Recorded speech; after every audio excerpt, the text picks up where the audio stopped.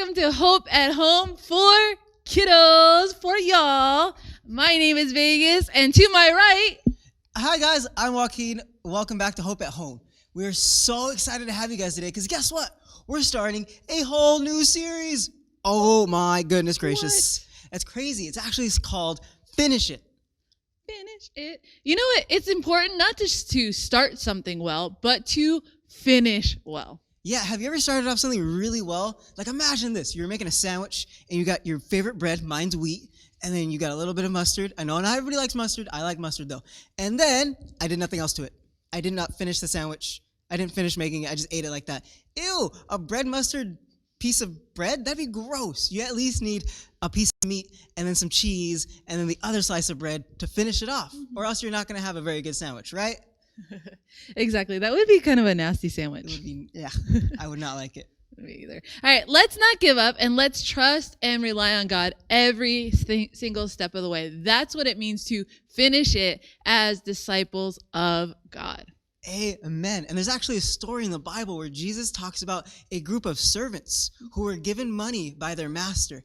And so they were told to go invest the money and make more of it. And the servants who made more of it, they were told, well done, my good and faithful servants. Wow, that's amazing to hear. That is awesome. I totally want to hear that when I get to heaven. Same. And I stand before God. God is looking for faith-filled people who will trust and obey him no matter what is going on around them. Wow. You know what, Pastor Vegas? That's exactly what our lesson's about today.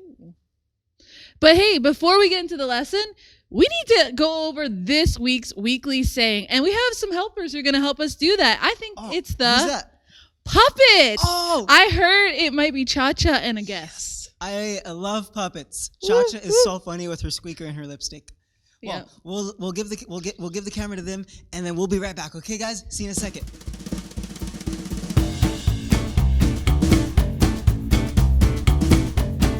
Hi, everybody. It's me, a Cha-Cha. Oh, am I just in time for the weekly saying? That's right, Theo. You're just in time. Are you ready to help me out today? I sure am. Thank you so much. You're such a good friend and so faithful to help out. Aw, geez, thanks. You too, Cha-Cha. Ready? Yep. This week's saying is, God is faithful, so I am faithful. Okay, everyone. Ready to say it together? God is faithful, so I am faithful. That was so good, everyone. It sure was. Let's do it one more time. Ready? God is faithful, so I am faithful. Amen. Well, let's get back onto the lesson, shall we? I'm so excited to hear today's lesson. Aren't Teacher Joaquin and Pastor Vegas super awesome? Yep, they're super faithful too. That's right. Well, back to you, Teacher Joaquin and Pastor Vegas. Awesome. That was so much fun. I love the puppets. Why don't we all just say thank you to the puppets real quick? Ready? 1, 2, 3. Thank you, puppets. Awesome. And now that the puppets helped us out with our weekly saying, let's really dig into our lesson, guys. Woo! I'm excited. Today we're going to be talking about one of my favorite people from the Bible. His name's Abram, and it's from the book of Genesis. And Abraham was called by God, and he was given a really cool promise. He was promised that he would become a father, but not just a father of many, a father of a nation. His kids would have kids, and their kids would have kids, and their kids would have kids, and their kids would have kids, and their kids would have kids, until they were a mighty nation. Wow, that's amazing. That's hard to keep track of how many kids he's going to have. But at this time, Pastor Vegas, he didn't even have one kid. And then, I don't know if you guys know this, but as you get older, it gets a little harder to have kids. And Abram was already 75 at this point. So he's really kind of old, and he doesn't have any kids. How is he going to be a father of many if he doesn't even have one? That's crazy. That's true. He was like grandpa age at this point. Yeah. And you know what? That didn't stop at that point, Abram, from believing God, trusting in him, and setting out to do what God had told him to do. Yeah. So years and years go past, and Abram, he actually, he tried to fulfill God's promises without God. Can I get a, oh no? Oh no. Oh no is right. Because when you try to do God's promises without God, that can't be good, guys. It's never good. But guess what? God did something for Abram. He changed his name from Abram to Abraham to remind him of his promise. See, God always keeps his promises. And Abraham means father of many. So despite not having any kids yet, God was going to fulfill his promise. Do what he promised Abram, or now Abraham, to do. That is so cool. God changed his name from Abram to Abraham, father of many, even though he had 0.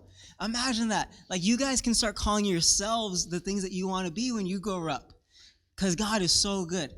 Amen? Amen. Amen. And guess what? When Abraham was 100 years old, 100, he had a son, and his name was Isaac. And God kept his promise. Do you know why?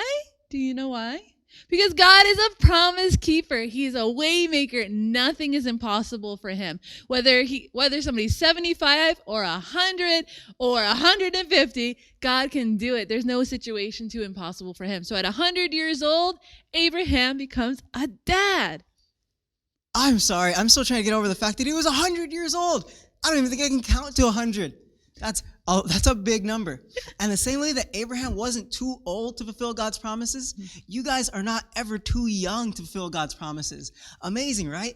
And check this out. Our story isn't even over yet. What? So Abraham has a son. His name is Isaac. And God tells him to go sacrifice Isaac, which would be kind of hard to hear sometimes. Yeah, that's definitely crazy, right? This is Isaac. This is who God had promised to give him. But guess what? God was testing him. He wanted to see if Abraham would obey him and if Abraham trusted him. And so Abraham, knowing that God is a good God, knowing that God keeps his promises, got up early the next morning and took Isaac up on the mountain just like God had said. Amen. And when he got there, he was ready to sacrifice Isaac, just like God told him to. But you know what the book of Hebrews says about Abraham? Hebrews says that Abraham believed in God's promises so much. Mm-hmm. Even if he sacrificed Isaac, God would still somehow keep his promise. That's right. Because that's what God does. God keeps all of his promises. Because I don't know about you guys, but my God cannot lie. Amen? Amen. Amen. God is amazing. He only tells the truth. And see, wait for it, right? So Abraham was going to do exactly what God told him to do, but God stopped him because God saw that Abraham trusted him so much. God confirmed his promise and assured him that he would not only be a father, but a father of many nations. And, wait for it, all of the nations of the world would be blessed because of Abraham. Man, just Abraham's single choice of obedience blessed generations upon generations of people. Abraham is a really awesome example. Mm-hmm. He is. And you know what? He's such an awesome example of trusting God that we can look to him and go, you know what? No matter what's going around, what's going on in the world, we can trust God. Just like Abraham chose to trust God even when he was 75, even when he was 100, and even when God asked him to do something difficult. But you see the faithfulness of God. God kept his promises and was with him every single step of the way. And even despite some mistakes that Abraham made, he is known as the father of faith. He's the father of our faith. Man, that is so cool. Even though Abraham kind of messed up at times, God's still able to use him. Mm-hmm. How many of you guys have maybe messed up sometimes? You maybe got mad at your brother or sister for taking your toy, and you maybe said some mean things that you know you weren't supposed to. That doesn't mean that God won't use you to do mighty things. Amen. Amen. Man, we gotta be just like Abraham. I want to be known as a friend of God. Yeah, me too. And do you know what friendship with God is? What's that? It's trusting and obeying God with everything that we are and everything that we have. That is so right. We got to give him 100% from start to finish. Amen? Amen. Amen. Well, that's it for today. Wait. I think I know the moral of the story, Pastor Vegas. Okay. God's favorite sandwich meat is obviously ham. Because he put ham on Abram. That's why he was Abraham. So you know how that sandwich I was talking about earlier? Mm-hmm. I obviously need to go home and make myself a ham sandwich. Man, I need to finish that sandwich too. I'm hungry. You know, I don't think that's the moral of the story. I think that's your stomach talking. Yeah, it might be the moral of my stomach. Because I'm pretty sure that the point of today's story is no matter what's happening, we can trust God and we can finish what God has called us to do, because we are called as disciples of God to finish it. That is a way better moral of the story. That's honestly what the story is about, guys. Is God's faithfulness to Abram up to the point where he changed his name. So you guys remember what God's speaking over you today. That no matter how you guys have felt in the past, any names you've been called, God calls you above that. Amen. Man, you know what we did to this? You know what we did to this lesson? Just like the whole series is called, we finished it. What? Man, that was so much fun, guys. Well, we'll see you next week, and I cannot wait to see you guys on Sunday mornings, 9 a.m. Come hang out with us. Yeah, we're outside. Bring your mask, bring your sunglasses, and come hang out with us. We love you, and we'll see you soon. Bye. Bye, guys.